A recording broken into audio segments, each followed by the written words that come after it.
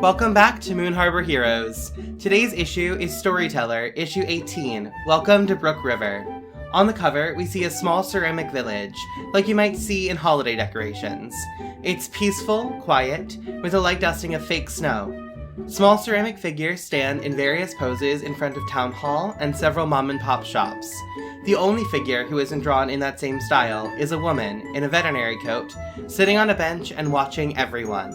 We turn the page and our story begins. Our comic opens on the Storyteller, setting up a model train set with ceramic buildings. It's wintry and everything is covered in a light dusting of fake snow. He puts a piece down and looks at it, saying, "There's a chill in the air as we move through the streets, with smiling faces from each person we meet. The holiday bliss warms every cold heart, while we towards our hometown and families depart." And so we turn focus to one such small town, where a god among people has settled down. And thus starts our tale of hope, just a sliver. In this 18th issue, welcome to Brook River.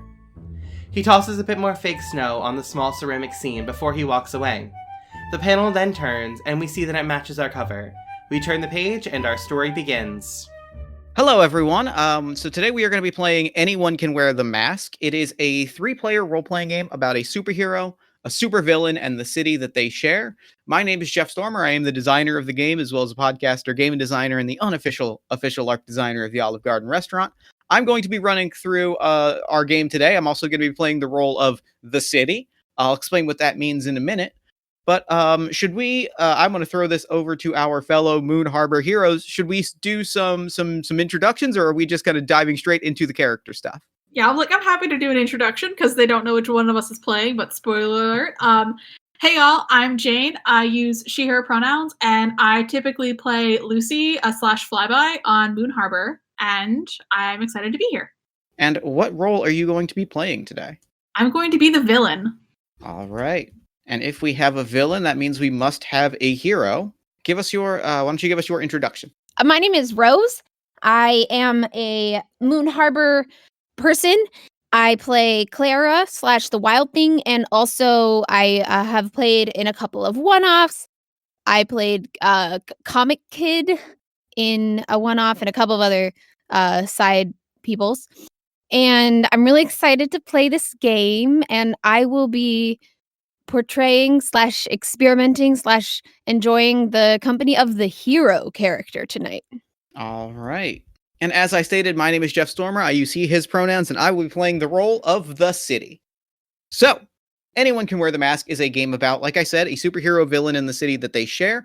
It is inspired by stories like Spider-Man, Superman, specifically early Siegel and Schuster era Superman, like local Metropolis kid Superman stories, relationships like Batman and Gotham, Daredevil in Hell's Kitchen, heroes that have a very specific place that they defend that is their home, and a group of people that look up to them as their chosen hero. Together, we're going to roll some dice, we're going to draw some maps, we're going to pull cards from a deck, and we're going to make a living record of the city, its heroes, exploits, and ultimately the final showdown between a hero and their great nemesis. First off, before we dive in, there's a few just tone things that I want to talk about on mic because I think it'll set the stakes with us as players as well as with our listeners. And that is that this is an emotionally challenging game. This is a game about a hero that is going to fail and people will be lost, and that is a lot to deal with. That said, it is also an inherently hopeful game in which the hero inevitably wins in the end, but part of that is rising above the fact that they have failed along the way. Are we all cool with that? Are we all on board with that kind of emotional drama? Yes, thank you for asking. I have steeled myself. I'm ready. All right. So we have gone over our lines and veils. We have our safety tools in place. So with all of that said, let's go ahead and create our characters, starting with our hero. Because to know the hero is going to drive all of the other pieces of this story. So hero, you're the hero. You've got a mask, you've got powers, or maybe you don't, but you have a responsibility to help the people in this city. You are going to, during play, you're going to describe how you overcome threats. You're going to describe people that you save. You're going to introduce us to various people in the city as you help them. And when the time comes, you are going to rise up, stand tall, and take the villain down. So to create the hero, I'm going to ask you 4 simple questions. 1, how powerful is your hero? My character is a living god. Oh, see, we have not had a living god yet, and I'm very excited about that. It'll be fun. I'm excited. I'm so excited. We haven't played around with that space yet, so I'm excited. Question 2, where do your powers come from? Are they science, magic, technology, ancestry? Do you even know or powers? What powers? Okay, so what I think is I love the idea of a living god that has no powers. Mhm. I'm going to go with powers. What powers? Okay. I'm very interested, and this brings us to our next question. What exactly can you do? This can be, we can fill in a lot of this as in play, but it's helpful for us to have kind of an idea so that we can kind of build some threats, build some scenarios that would be interesting for your character, so we can kind of flesh out the things that will be most exciting for your character to come up against. I think my character is just super empathetic and good at talking. Interesting. All right. I'm interested in this. This is good. Last question. How do you help your city? Are you the hand of the people that protects them so they can thrive? Are you the icon that they look up to for inspiration? Are you the smiling face and friend to those who need it? Or are you a dark knight that avenges the injustices suffered by the city? I think based on what I just said, based on what I've got so far, it seems like I'd be the smiling face, a friend to those who need it. All right, which means that your strong suit is hearts. When we flip a heart card, that means that is the area of the city where you are most comfortable. That is your home. That is your home territory. That is your local neighborhood, and that is where you will be most powerful. Awesome. When we flip spades and clubs, those are the times when you will be out of your element, when you will be confronted with things that are kind of outside of your normal range of expertise. Good. I'm here for it. Now that we know who our hero is, it's time to meet the city in which they live, and that will be me. I am playing the role of everybody else. You know, everybody from civilians to heroes to villains, everybody in this city that is looking up to the people that the hero protects, and we're the people that gives the hero their strength. In play, I am going to flip cards to determine locations in the city. I'm going to name the people that live there, and I'm going to play out the lives of ordinary people living in the city as they interact with a hero during their adventures. And when the time comes, I'm going to lift up the hero when they're at their lowest so they can continue doing the good work. Questions that I have to answer are, how large is our city? I'm going to go with a small town. I think this is a fairly whether this is part of Moon Harbor canon or not. I think this is like a small town. I'm feeling a small town vibe. Is everybody cool with that? I support it. And we're going to break our city into 4 major sections, which will correspond to the 4 suits of a deck of standard playing cards. And for this, I will ask for a little help from our hero and our villain. What do you think of when you think of a small town? What are the neighborhoods of a small town that come into your head? I want to throw out that there is, I'm going to write down the farmer's market, but like that makes it sound smaller than what I'm picturing, because I grew up in a small town and our farmer's market was gigantic and like was a 24/7 farmer's market that was the size of a small shopping mall and was absurd. And that's what I'm picturing. That sounds like a dream come true. Right? It was magical. Columbus Market in Columbus, New Jersey is the most magical place in the world. And that's what I'm picturing is that our small town has a ginormous farmer's market. And I'm just going to write down the farmer's market, and I'm going to put the suit of diamonds on that, which I think feels good because I feel like there's a lot of people, which means you'd be in your element, but I don't know if it's necessarily your home turf. For an area of this small town, Yeah, what do you got? I think there should be some sort of like main street. Like, well, we have the farmer's market as sort of like that is what it is, but I feel like there's where they need like a pharmacy or like the fire department or like town hall, sort of like centralized location where a lot of these like necessities live. I love that. That's really good. I'm going to throw this to you, Hero. Would you like to put the suit of hearts on this? Would this be your home neighborhood, or do you want to hold on to that and throw that to a different suit? Sure. All right. So Well, we hear all of the places before I decide. Yeah, let's hold off on assigning any of the suits until we kind of know the 4 locations. I want to throw out like along the highway. I want to say there's like a major industrial highway that's been built like along the edge of town, and it's where a lot of like shopping centers and stuff are.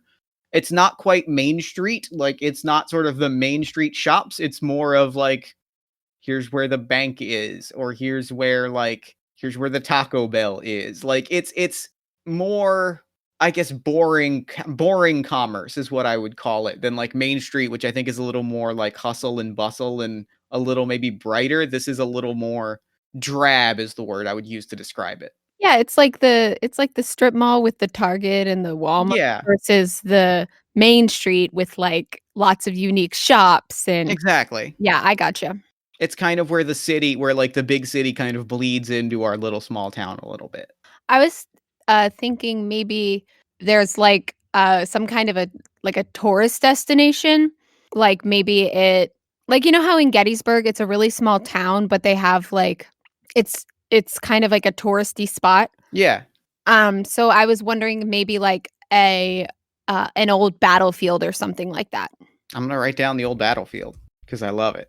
So where are you most comfortable? Where is our living god the most comfortable? Okay, I had this thought just now that maybe she's like a hairdresser or a veterinarian or something, and she has a little shop on Main Street Okay, I love it. I'm here for it. So do you feel like you're more comfortable in the farmers market along the highway or on the old battlefield? in the farmer's market. All right, and then which means the other 2 will be spades and clubs. I'm going to put spades on the old battlefield and clubs along the highway. And with that, we've created our city. What those suits mean, we'll explore that in play. But for now, let's meet our villain. Villain, your goal is to destroy the hero and to destroy this city by extension. It might be because you crave power. It might be out of spite for the hero, but this city has to burn, and you are going to be the one that does it. So what that's going to look like in play is every time I flip a card, I'm going to describe a place, and you're going to put that place in danger. Then you're going to roll some dice to determine how well the hero can save everyone, or if the hero loses people along the way. An important note is that the hero will always succeed at what is put in front of them. It's just a question of whether or not they can save everyone. And when the time comes, you will be defeated at the hands of the hero. Yeah. All right. I've already started jotting some ideas down. Excellent. Good. So your true identity is going to remain a mystery for now. We will reveal you in full. We're going to give you some extra details about your villain so that you can introduce yourself properly when we draw our downfall card. But for now, make a quick list, whether a literal list or just a list in your head of threats that the hero could face that will come up as we flip cards. Every time we create a new threat in play, we'll tie that threat to a number from 2 to 10. That way, when a number card is drawn, we'll be able to quickly determine what the threat at play is, and we'll be able to sort of create recurring threats and nemeses and sort of thorns in our hero's side that will come up every time a card of the same number is drawn. Does all of that make sense to everybody? Yes. All right. Well, then in that case, I think we are ready to draw our first card, and we will start to explore. I'm going to name our city Brook River because I think that's a Ooh. cute name for a cute small town city. Might have seen that movie before. Also, It feels like a movie that it feels like a movie that you saw on Netflix and then forgot about. and I love it. It's the very specific energy that I'm kind of going for. So our first card is the 6 of spades. That puts us on the battlefield. That puts us on the battlefield, and that puts us somewhere in imminent danger. Here, the hero is going to come face to face with something that threatens the city, whether physically, emotionally, or anywhere in between. So I am going to describe the city, or the specific location where we are. I think we are in. I'm going to call it Mitchum's Cave. Mitchum's Cave is where Commander Mitchum holed up with his forces during this large battle that happened some distant point in the past. Mitchum's Cave is where they held up, like, during the long, boring part of the battle. Like, there's a long, protracted part of the battle, and there's this cave system where Mitchum's forces were held up. Nice. It is probably, I'm going to say, the most popular spot on the battlefield because, like, it's got, you know, it's got the appeal to, like, cave divers and splunkers. It's got the appeal to war buffs. It's got the appeal to local history buffs. There are ghost tours. It is probably the most hopping spot in the battlefield. And that's kind of who is around as this threat befalls the fine folks on this in Mitchum's Cave in Brook River. So now I'm going to throw it over to the villain. Villain, what is putting the people in this what is putting the lovely tourists in this cave in danger? A large tree has just fallen in front of the opening to the cave, so all of the tourists are trapped inside. Oh my god. Oh, starting it off with peril, are we? I'm here for it. I'm extremely here for it.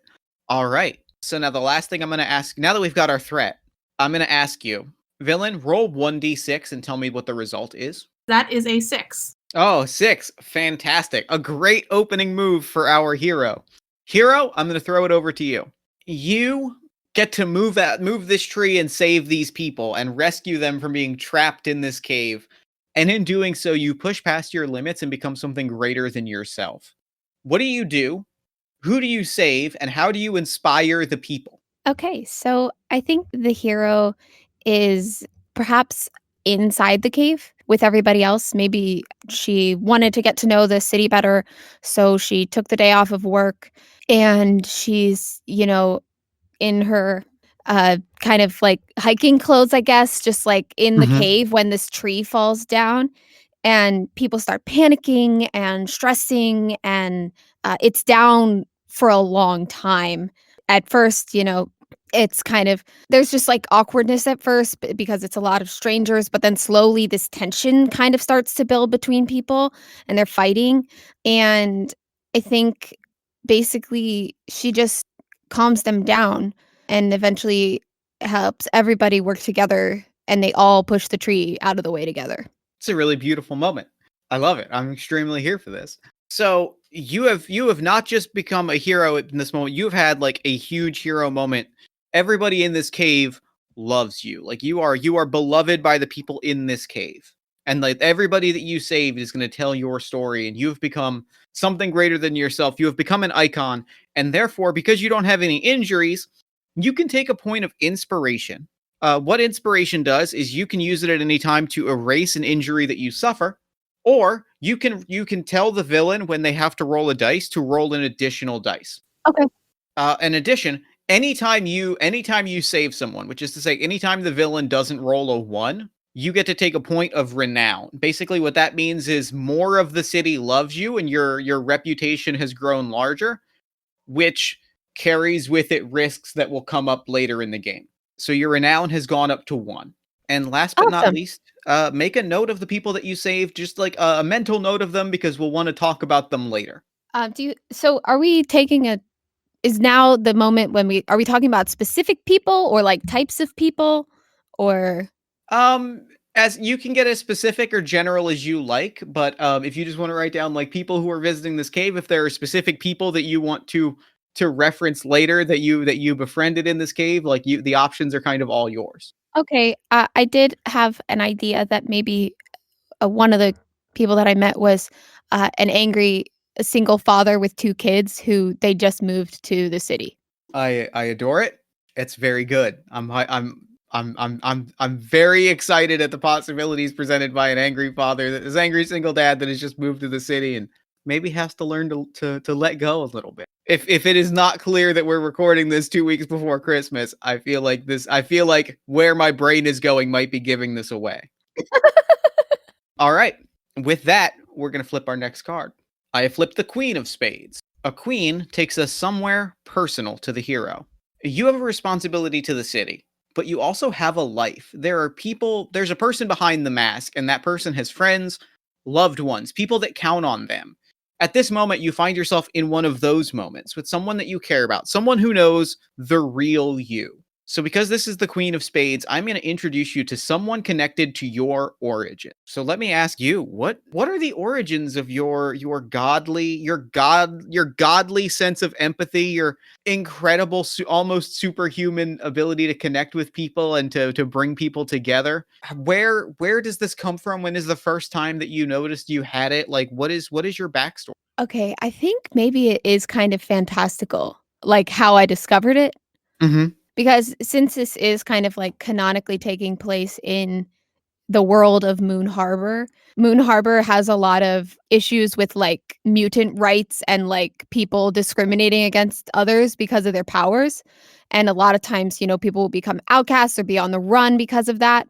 So I was thinking maybe in her genesis, I guess, because I kind of imagine this is somebody who just like one day like opened her eyes and was like, oh, I exist now. And I always have and I always will. She met a runaway mutant who was like on the run from the law and sympathized with them, even though maybe they did things that were wrong or were something that was wrong. Mm-hmm. She was able to empathize with them. And yeah. So then I feel like this might very well be that exact mutant. If this is someone connected to your origins, this might be that mutant that you were friends with, right? Like that powered person that was on the run that you gave a break to when they really desperately needed it. I think that kind of feels exactly right for who this person is. I'm gonna say their hero name is Thermostat, and it's because they have temperature control powers. They can make it hot and they can make it cold. Thermostat's real name is Ember Whitefrost. Ember is a dear friend of yours, right? Like the two of you, I think, have become very close friends over the years because, you're someone that you're a confidant to them. I think I almost picture Thermostat being another character that could star in another game of Anyone Can Wear the Mask, and like in the same way that they are a trusted friend to you, you are a confidant to them, right? Like the two of you have been friends and have worked together, and you've been a real sort of stabilizing presence in her life, and she's been a really stabilizing presence in your life. Like the two of you are close. And I think that I want the two of you to meet in Brookhaven's, in the food court of the farmers market, where there's just like all kinds of food stands and trucks and farmers who bring their foods and cook things for the people coming by. I'm just going to ask you, what food do you get from the farmers market, assuming that you can find just shy of anything in this farmers market like food stall area? Yeah, I think it's like one of those places where they make smoothies with fresh fruits and vegetables. I love it. And maybe they also make like baked goods too. So like if this was a comic book, the first panel would be like, look at this healthy hero drinking a smoothie. And then the next, she also has a slice of apple pie.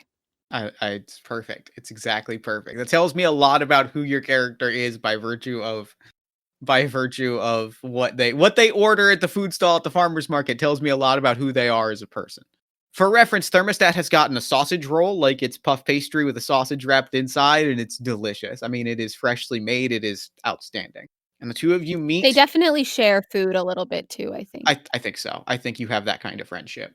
So this is a moment of quiet. So if you were hurt, this would be a moment where I would ask the villain to remove one of your injuries, because you've had some time to recover. You've had a moment to breathe outside of the heroing life. But instead, I'm just going to ask you, hero, what do you take away from this meeting? How does it help center you? And how does it remind you about why you wear the mask? What's been going on in your life that you want to talk to your best friend about? I think maybe, let me think for a second. Let me throw this I have a question for the villain. This place isn't necessarily in danger, but what weird drama is unfolding around us in the farmer's market? Oh, I mean, I think someone set up their stand in a different spot this week, and it's really there's some conflict going on in the background, or like someone took some, like, let's say that the I don't know, the pie stand is normally where the like citrus stand would be, and the citrus stand is not happy about the fact that the pie stand is where the citrus stand normally is. Yeah, there's just a shouting match happening behind us. People take their farmers markets very seriously. You're not wrong. You're extremely not wrong. Okay, so I think I have an idea. All right, what do you got? I think I am going to go with the idea that this hero is a veterinarian, like in her civilian life. And so Okay.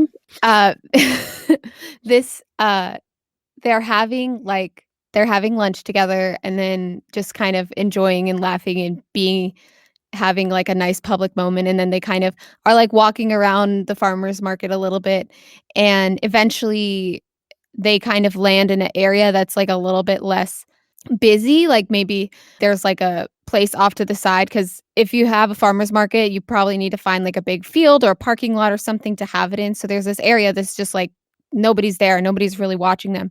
And the hero just goes, okay, let me see it. And Amber like pulls up the side of her shirt and has like an injury there. Mm. And then the hero pulls out her veterinarian bag, and obviously like this person's not an animal, but she is skilled with medicine. Sure. So she kind of like sutures up like this cut on her stomach. And I think that like I think Amber is almost a little embarrassed, and almost in that kind of like impatient or annoyed way where someone gets embarrassed and she's like, I should have been, I can't believe that I have to get like, I can't believe you have to patch me up like this. I should have been more careful. I don't even need to look at you. I know that you're giving me that look. I should have been more careful. I should have been better. I can be better than this. And she's like, kind of like ragging on herself by virtue of like, we don't know what she did, but she clearly like acted in some kind of like heroic way that like got her hurt. Yeah, definitely. And the hero is making the exact face that she's referencing. But as soon as they look back and like she makes eye contact with Amber, the face is gone. And she's just like giving the most sympathetic smile. And she says, you did the right thing. Sometimes doing the right thing can get you hurt. And that's okay. Don't apologize for doing what you thought was right. You know what I hate? You know what really, really, really annoys the living hell out of me? Unpredictable weather patterns? Do you know what else really annoys the heck out of me? If I had to pick two things, What? weather people, meteorologists should just be able to tell us what's coming. I don't understand how we're not there. And I don't understand how at this point in our lives we're not. I'm getting distracted. I hate that you're always right. Drives me up a wall. You know that? No, you don't. I know, but I can pretend. And I think that she just gives her a hug, and they sit under the tree watching the farmer's market for the rest of the day. What's the question I'm supposed to answer?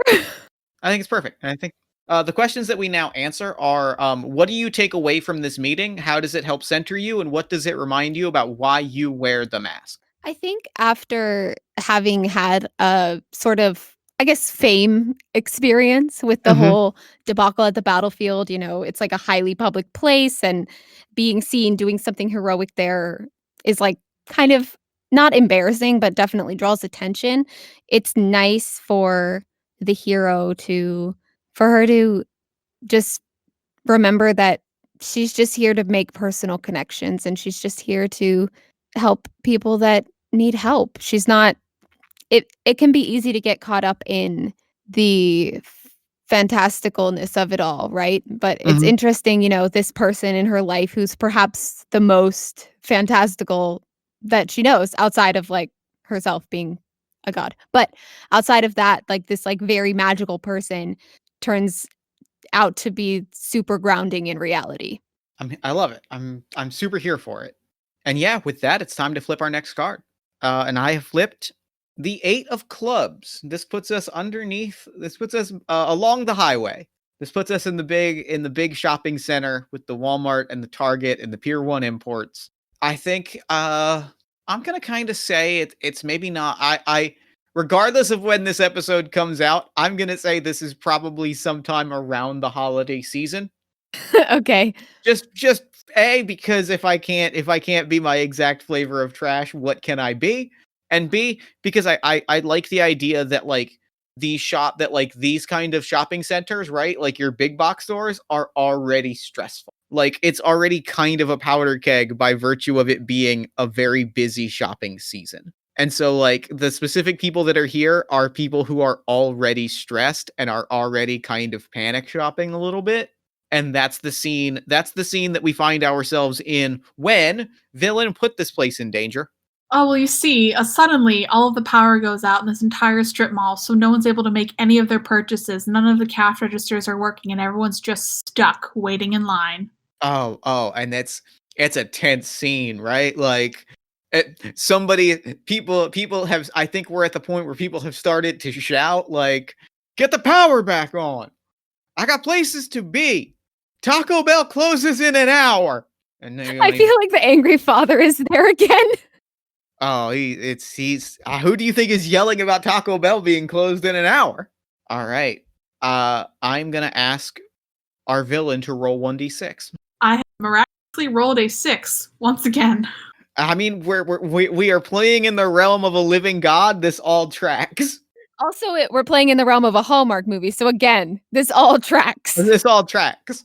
How are you miraculously able to stop a fist fight from breaking out in the shopping center, restoring the power, pushing past your limits, and becoming something greater than yourself? Well, I think that it's really about to escalate into a big fight between the cashier and anybody in the store. And then she tries to talk people down. She tries to like uh figure out, how to appeal to people, but with the stress of the holidays, it's very, very hard to get through to them. But eventually she actually manages to get through to this one kid that is just monopolizing and like playing video games and like playing on all the computers and stuff, and she manages to get through to him, and then she convinces him that he is the one that can fix the lights, and then he does. I love it. It's perfect. And it once again. So now I want to introduce an ordinary person, as is my ability as the city. I want to introduce I'm going to go full Hallmark and say the small town reporter that has snapped your photo again and is starting to be like, how is she at the heart of every averted catastrophe in this city? And he's like, he's putting your picture on the front page of the Brook River Inquirer. You're on the front page. It is very it's very small town is what it is. It's very like, oh my god, twice? Oh wow, all right. Yeah, she's just always like standing between two people about to fight. Every time. And we get the long shot of the small town reporter standing over a newspaper press, because I guess this small town still buys newspapers, and like it's printing, and you get the cross arm shot with the smug grin like, I'm gonna sell a lot of newspapers on this. What's the newspaper named? The newspaper name is I originally said the Brook River Inquirer, but I'm going to do better than that and say it is the Might I suggest the River Reader? I have to leave now. I have to go. I can't be one up to like this. It's yes, perfect. I'm so perfect. Into it, and it's definitely on Main Street. The paper station has to be on Main Street. 100%. So your renown goes up by 1. You take another point of inspiration, and we'll flip our next card. We have drawn the 5 of hearts.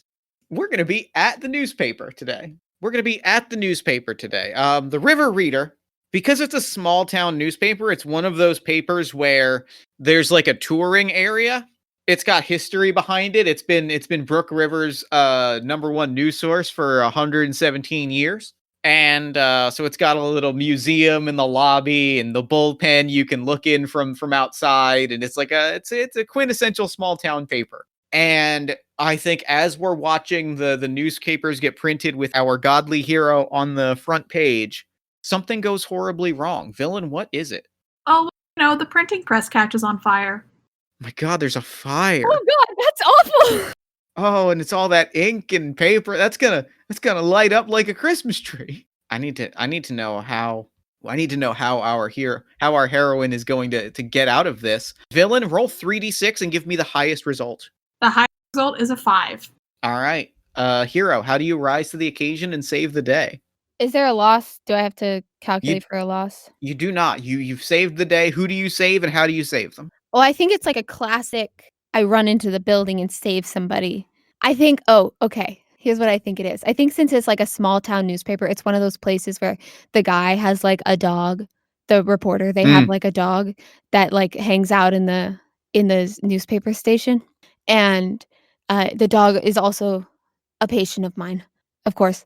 And I am kind of just I maybe the my vet is like right down the street, and when the fire happens, of course, everybody's kind of crowding around, and our hero, she's not a rubbernecker, but she's going because the woman that owns the pastry shop is like in hysterics because she's just one of those women that cries hysterically all the time, and so our hero has gone down the street a little bit to like comfort her when the man who owns the newspapers, the Brook River Reader, comes out, and well, he's already out. He's like being patched up by the paramedics, and then he starts freaking out, remembering that his dog is in there, and they're like, "You can't go get him," and then she does. So one note that it's very important to me that I share is when you said the dog is also, I don't know why my brain said a reporter, but it did. And now the tiny detail that I want to add is that this is a little pug dog that wears a press hat. I was gonna say that. It is. It's just very cute. Another quick suggestion, can it be wearing one of those like Newsies bags? Yeah, oh, for sure. It is a little dog in a newsy bag and a press cap with the little tag on it. Its name is Inkwell. And you managed to effortlessly save Inkwell, proving once again that you are the unsung hero of Brook River. Yes. Definitely there is like a really intense dramatic moment where everybody's just watching the burning flames, and then something collapses, and then she runs out with the dog in her arms. It's real good is the thing. All right, which means we're going to flip our next card. Your renown goes up to 3. You do not gain a point of inspiration for that, but your renown does go up to 3. And we flip our next card to reveal the King of Hearts. The King of Hearts brings us somewhere protected. You see, hero, there are places in this city where people don't go, where the everyday lives of everyday people never reach. These are the halls of the rich and powerful, those with money and influence and the power to change the world who choose not to. These people are not your friend. Here, the hero is confronted by someone in a position of power, someone cold and corrupt, and at least for now, someone untouchable. The person will do everything they can to interfere with the hero's plans and hold them back from helping people in need until the hero can find a way to stop them. So I'm going to throw this to our villain. I've drawn the King of Hearts, which means this is someone with powerful political connections. So I'm going to ask you, villain, who is the person with powerful political connections that hates our hero and wants to do everything in their power to oppose her efforts at helping the people of this city? At the time that the story is taking place, there's an election going on for the new mayor of this town. And so she runs into the challenger. I forget what the actual term is, but the person who's running against the current mayor. This is who she runs into. I love it. I think they are hosting like an outdoor rally, right? Like it's a big street side rally, and their rally has been completely disrupted by the River Reader catching fire and our hero saving Inkwell. And they are just furious about it, right? Like they're just livid. Between the hero and the villain, what happens when the two of you cross paths that really cements that the challenger for the election challenger hates Rose's hero so much? I feel like when they first met, the hero had a pin for the other person on their shirt.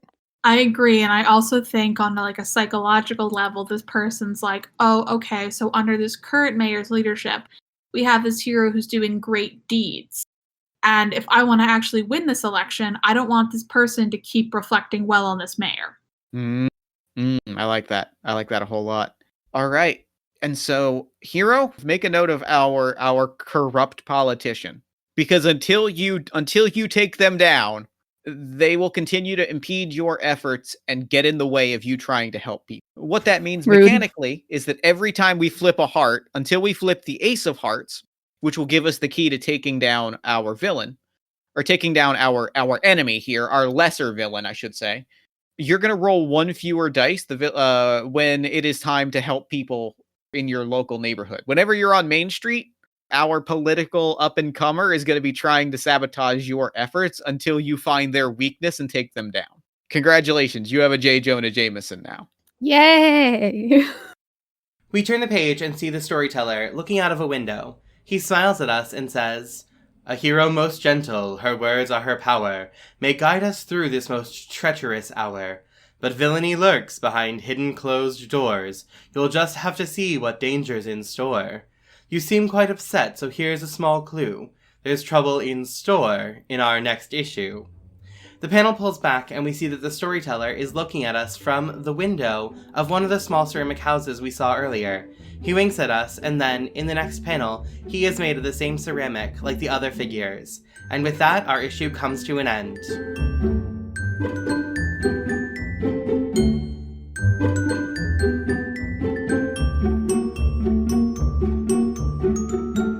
Moon Harbor Heroes is produced by Anthony Sheets, T.P. Huth, and Elliot Peterson, and edited by Anthony Sheets and Sean Geddes.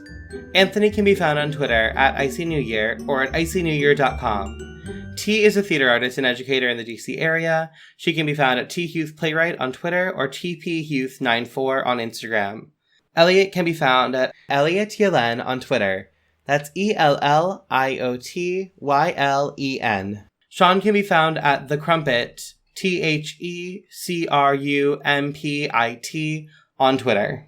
This Storyteller issue was played using Anyone Can Wear the Mask, written by Jeff Stormer.